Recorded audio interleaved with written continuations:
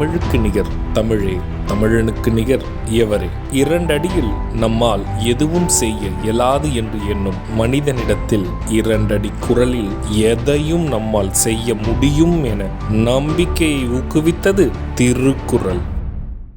வணக்கம் ஐயா. வணக்கம். இன்னைக்கான குறள் என்னங்க ஐயா? இன்னைக்கான குறள் அதிகாரம் 111, புணர்ச்சி மகிழ்தல்.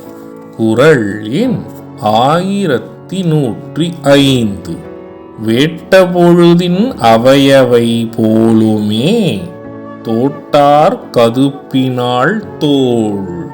இந்த குறளுக்கான பொருள் என்னங்கய்யா?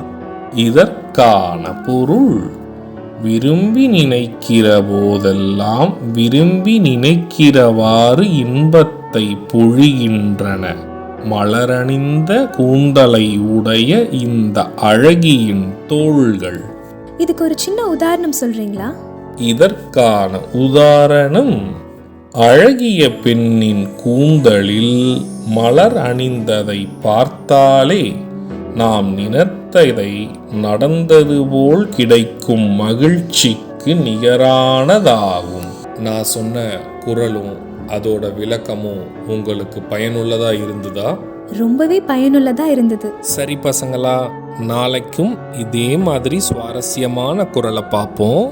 நாளைக்கும் இதே மாதிரி இன்னொரு குறள் பத்தி தெரிஞ்சுக்க ஆர்வமாவும் இருக்கும்.